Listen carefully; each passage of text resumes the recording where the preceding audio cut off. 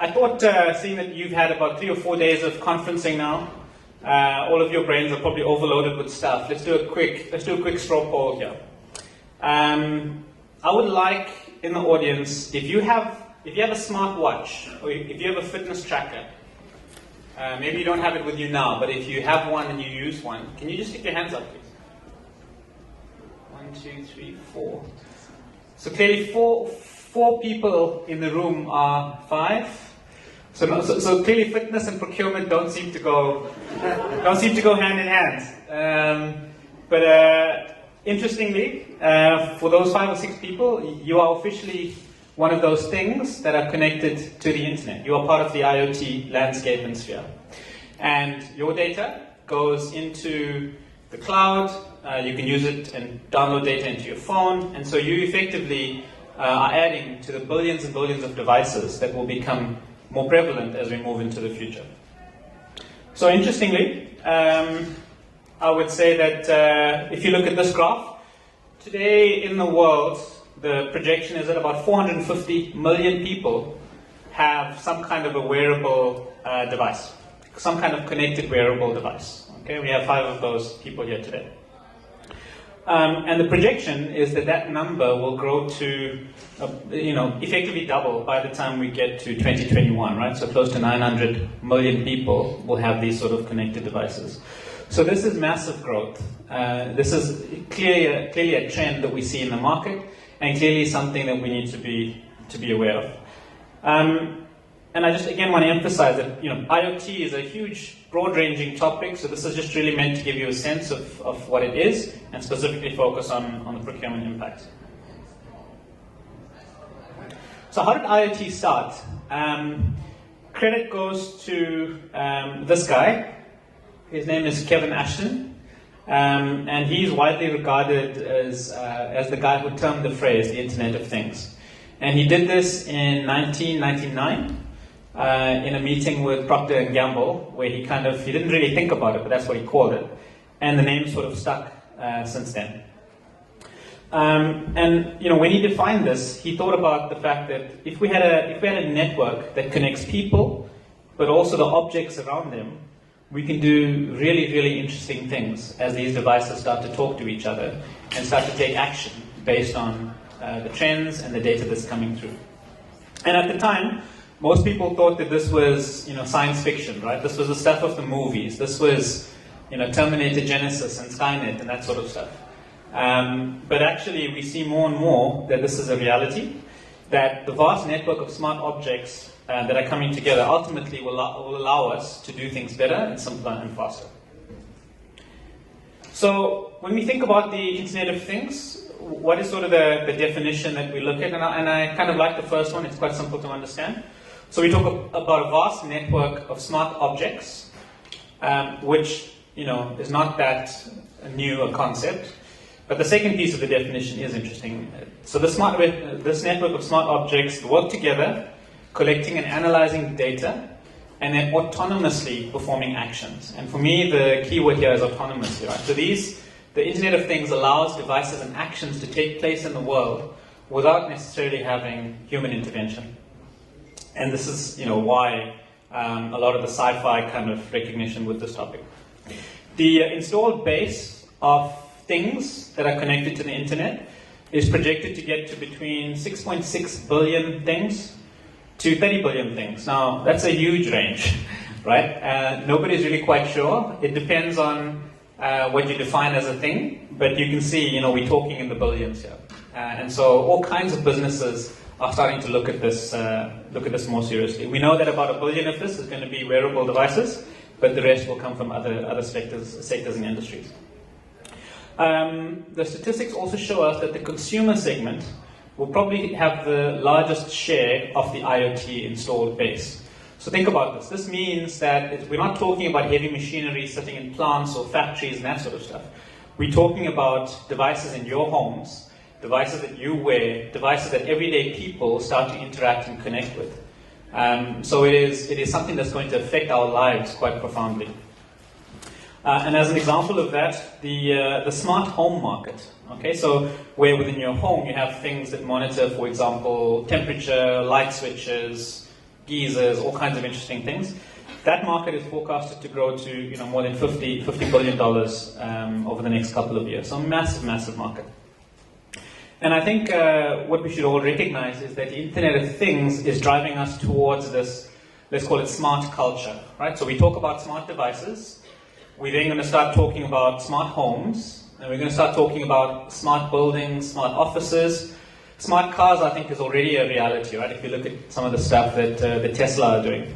Just as a sidebar, I think by the end of this year, Elon Musk has set the target of a car leaving a parking lot in Los Angeles and driving all the way across the US to New York without any kind of human touch, right?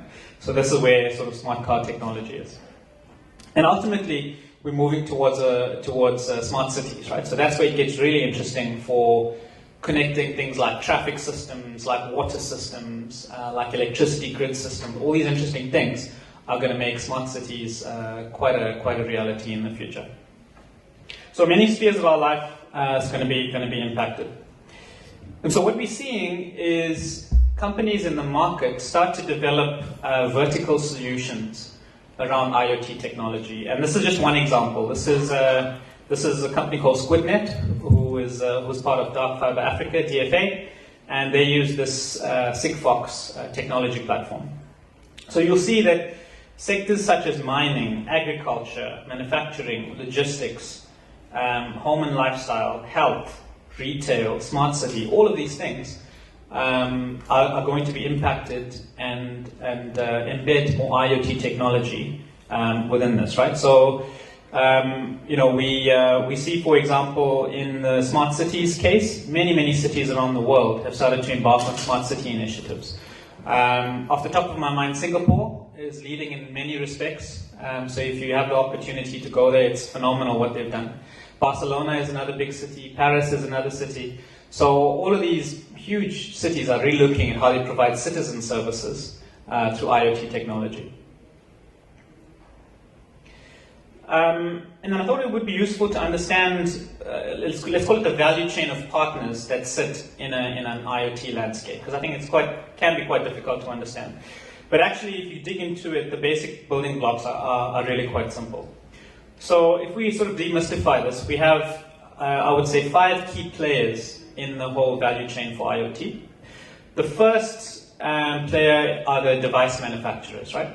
So these are the companies and organizations that are building these smart sensors, these little devices that get tagged into your cars, your phones, your homes, etc. And for device manufacturers, they're a manufacturing entity, right? So quality is important, reliability is important, cost of manufacture is critical. And what we're seeing more and more of is things like battery life of sensors and stuff becomes quite important, right? So if you're going to put a sensor on a truck to monitor deliveries, you want to make sure that you don't have to change the batteries every 2 days or whatever it is, right? So battery technology becomes quite important there. Next in the chain, we have these connectivity providers. So SquidNet, for example, is a connectivity provider. And really the objective of these entities are to make sure that within the geographic area that they operate, there's infrastructure to pick up the signals coming from these devices, right? So SquidNet, for example, are targeting that by January or February next year, they would have all the infrastructure and the towers and the monitoring devices set up to cover about 85% of South Africa's population. That's their objective. And you have other service providers trying to do the same thing. So IoT only works if you not just if you have the devices, but you have the infrastructure to pick up the signals coming from these devices. Then you have platform providers, and these are really the organizations that are able to store the data coming from these devices, right? So we talk about permanent storage here, so you want to be able to store it almost indefinitely. And you think about cloud technologies, and Amazon Web Services, and companies like that. All of them provide platforms where they can securely manage and structure the data for the next part of the value chain, which is application development, right? So once you've got the data, you can start then to write interesting apps to pull out the data from that data set. So if you think about the apps on your phone, all of that is about creating analytics to provide trends, to give you alerts, and to do things like register different devices. And then the last player in this value chain are what we call the system integrators, right? So these are really the entities that say, yes, I may have platform technologies and data stored in the cloud, etc., but I also have legacy and ERP systems, and the two need to talk. So integrating this network of systems becomes the role of the system integrator. Okay, so not too complicated. And many of you may be asking the question, well, why has IoT become such a big deal now? Right, we've had sensors, we've had RFID, and we've had all these growth of mobile networks for many years now. But why now do we see this huge upsurge in IoT interest? And I think it's because we see the perfect storm of sort of 4 ingredients coming together simultaneously. And that's what this slide tries to depict. So this morning we spoke about procurement evolution. We spoke about the next wave and the next frontier of procurement. And so, many organizations are embarking on that journey, and they're looking at new ways to drive value, and IoT is one of those levers that they've got.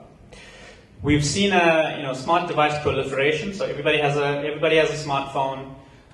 Industrial sensors and those sorts of technologies have all been in for a while now. Home adoption of sensors continues to increase. Falling mobile data costs is also quite an interesting one, right? So for many years, I think this has been a prohibitive factor in building the case for investing in IoT technologies. And the fact that we've now got organizations that are building the infrastructure to listen to the devices is quite key. And then sensor technology improvements. Okay, so the chips and the data sets and the actual components and the circuitry is getting much cleverer, new materials, cleverer ways of energy management in the devices so the batteries last longer. So these are all things that are sort of coming together right now. As an example, I spoke to one of our IoT partners, and he was saying they're about to unveil a new sensor, and it was demonstrated at a forum like this by the CEO. And effectively, the CEO of the company took an envelope, and he kind of opened the envelope. He kind of tore the top of the envelope, and as he tore it, a little beep went off in his phone. So he received an SMS saying that the envelope was opened. So this device has one purpose in life, which is basically to detect when this envelope was open, and then it's no longer useful. But we can do that now at a cost-effective price point that people could start to use these technologies and sensors in all kinds of interesting applications. So if we try to get closer to IoT and procurement, what do we see as the intersection point here, and why should we as procurement professionals be looking at this? And I think there's 3 big reasons for that.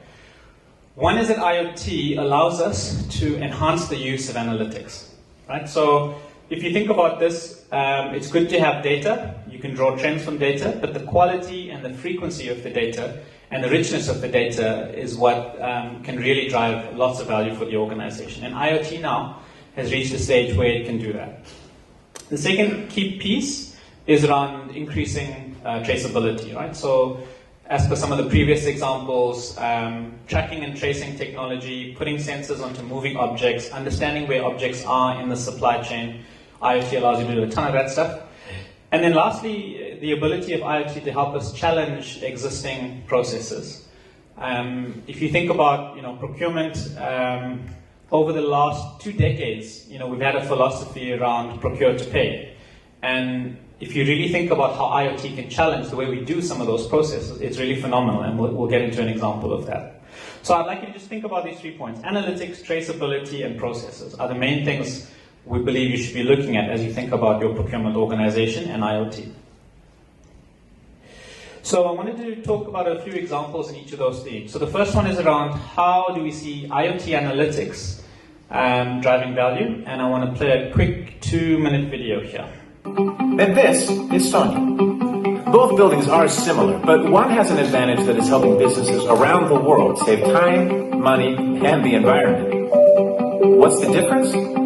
Sonia is a smart building. What makes Sonia a smart building? It's a system that collects and makes sense of thousands of sensors generating data all over the building. These sensors collect all kinds of information, things like energy usage, space utilization, and occupant productivity, providing better insight and control over a broad range of systems that span the entire building. But it's not the sensors that make a building smart. It's the ability to process and learn from all the data those sensors provide. Take a typical day in Sonia's world. Sonia monitors the entire building. Everything from elevators to heating and cooling, room usage, and of course, the coffee machines. Sonia can see what areas are drawing the most energy throughout the day and suggest ways to remedy inefficiencies, reducing utility costs. Sonia also knows which areas of the building are more frequently used and can plan and optimize space utilization and maintenance based on work schedules. Which is great, considering 39% of workers prefer a flexible workspace and don't necessarily need a desk every day. Sonia also works with the building's occupants, providing personalized comfort regardless of location, custom workspace and collaboration environments, and guidance to your next meeting. And all of this works together because of an integrated data system that orchestrates not just the individual systems, but the building as a whole, improving performance and comfort across the board, which is good for you, but it's also really good for the planet. Many buildings, like Norm, aren't connected yet and don't have these features, but smart building technology can be implemented in existing structures. You can even connect multiple buildings and pull everything together into one system, creating new efficiencies across your entire business. So buildings like Norm can be connected, just like Sonia. Say hello to the new Norm. Discover how Microsoft's IoT technologies are creating smart buildings today.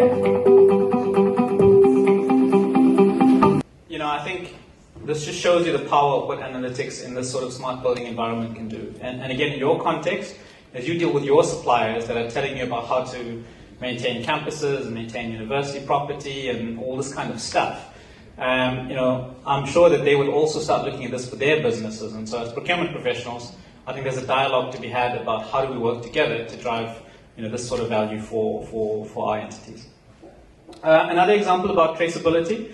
So this is a pilot that Accenture is running with one of our clients, and it's what we've called connected coolers. So the challenge with this client is that they have about R500 million worth of these coolers that go out to their resellers and their distributors.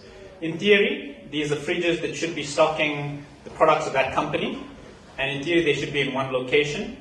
The reality is that they're finding these coolers are getting moved all over the place, and instead of storing cool drinks, some of them are storing frozen chicken. Okay, so you know, we're talking to them about how do we actually work using IoT technology to understand what's going on with your asset base, and how do we improve traceability and put analytics on top of this. And there's different ranges of things we've done here. So on the left, you'll see there's a simple version that we've proposed, which is really just you know, a smart tracker device on the fridge, and you can monitor things like movement, temperature, whether the door is open or closed, and you know, whether the lights are on or not. And then you can get really quite fancy to start putting GPS-enabled devices on it, power management modules on these fridges. This one actually has a little camera, so you can see physically what's in the thing, when the door's opened, etc. And you can track all kinds of other interesting things down at the bottom there. So again, a very real-life application of IoT technology. And there's so much more. And I just picked up a few examples here from some of our other IoT partners. Connected Dumpster is a solution that's live in France. And what it does is it alerts the regulating authority to come and pick up the trash once the bins reach a certain level of fullness. Okay, so you don't have to keep driving around in empty bins. Connected fire hydrants is a new solution as well. I think it's somewhere in Europe too, to monitor water losses, to monitor the maintenance of these fire hydrants so that we do the maintenance at the right time. Parking space management is interesting. This little device you see at the bottom there, let's see if I can get the mouse on. This little device here is something that you actually mount onto the tarmac at road level, so then you can detect whether parking spaces are filled or not, and you can optimize the use of parking at different locations. Then you can imagine in a city, this becomes quite a crucial thing, but it may also be applicable to a higher education context. And that was in Barcelona, by the way, the smart parking option. And then obviously, you know, beer maintenance equipment in a student environment, I think is quite important. We can't have warm beers. So, you know, even devices like monitoring the temperatures and sensing when maintenance needs to happen and that sort of infrastructure is something that's already well established. So these things are all real. These things are all happening. These are all live solutions that companies are using today. So as we think about this concept of IoT challenging procurement processes, I like to think about this model. So we spoke this morning about the 4 technologies that are going to impact procurement. And we talked about cloud, we talked about cognitive computing or AI, and we talked about the Internet of Things, and we talked about analytics. So across the value chain of procurement, from sort of ecosystem management all the way down to requisition to pay, where do we think IoT is going to play the biggest impact in our lives at procurement? And I want to call out here the orange blocks to just help us focus a little bit. Because if we think about the fact that we have sensors in our value chain, or we could put in sensors in our value chain, how does that help us? And we see a couple of areas here. One is that demand identification is going to become more sensor driven. And again, we need to think about how it applies in your environment. But in other industries where you have warehouses filled with equipment, or when stock levels reach a certain point, you're starting to put in sensors there to monitor demand and when you need to do things like replenishment and auto replenishment, right? So that's kind of on the demand side. And then we also see sensors helping quite a bit in the risk management space. So again, if you think about transportation, if a truck has an accident, then that impacts certain things further down in your supply chain. And if you have the analytics to look at that, you can make better decisions and still service your customers, etc. So this concept in orange there around intelligence-based category management, I think is going to become more and more crucial. Because if you look at cognitive computing working in conjunction with the Internet of Things, I think we're going to see all kinds of interesting and clever ways to manage the different categories of spend in real time. Okay, so I'd ask you to consider that. And then lastly, at the bottom, we talk about requisition to pay, right? So the dream of having a no-touch requisition to pay process is doable now with IoT technologies. And let me just expand on that one a little bit. So, let's think about our current P2P process, right? And I mean, this is just such a cumbersome process, right? So we have somebody requesting something, the buyer gets the request, he checks if there's a contract, if there's not a contract, or if there is a contract, there's some actions that are taken. Somebody needs to go in and do the approvals, typically from the end user perspective. The supplier delivers what we need to get delivered. Somebody does a goods receipt, supplier sends us an invoice, that invoice goes to payables, that's checked against somebody else. And then if there's a query, there's another process. And again, the end user does the final approval before payment is made, and then payments actually get done. Now, this is an old archaic process, right? It's been running for 20 years. And as Elon Musk says, if we could put a man on the moon in the 60s, surely by now we should have a lunar base that mankind can work on, because it's been so much of time. So surely as procurement, we can start to rethink this process with all these IoT technologies that exist. And so I offer you something to think about here.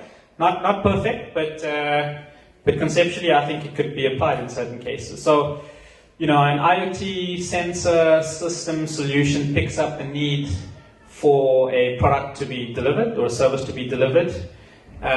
Through some kind of a digital contract that's been established, the IoT solution initiates the purchase request automatically. The supplier electronically gets that request and does the delivery. Receipt is done automatically because as the equipment is moved into a warehouse environment, for example, IoT sensors recognize that the delivery's been made. If there's any sort of query management piece, there's probably somebody to look at that, and then payment is effected automatically. So very little human touch involved in this new process. And I think we need to push ourselves as procurement professionals to say what is possible in our environments in the same sort of same sort of event. So what can I do? What should you be taking away from this? And I think the technologies are evolving, so it's quite difficult to predict where many of these things are going to go. So I would just ask you to think about two things here. I would ask you to challenge the status quo, challenge how we currently do things, and critically look at, do we really need to do this or not? And I think the other big piece is to experiment, right? There's no there's no perfect answer here. There's no methodology, no linear way from A to B to work out your IoT solution. And more we see companies experimenting with use cases, checking if it works, fine-tuning it, and then scaling it, if it does work, to give them the right kind of value. And I thought I'd end with this quote from a global CPO that came from one of the surveys we've done, and he basically said, it's gotten to a point now where technology is evolving faster than my mind is conceptually able to digest it. That's why I've got to understand the things that I think used to be a little bit pie in the sky aren't anymore, and I really have to bring the fence of when they're going to occur much closer. Okay, so IoT is here. The future is yours to create, and I wish you well on that journey of challenging and experimenting. So, thank you very much.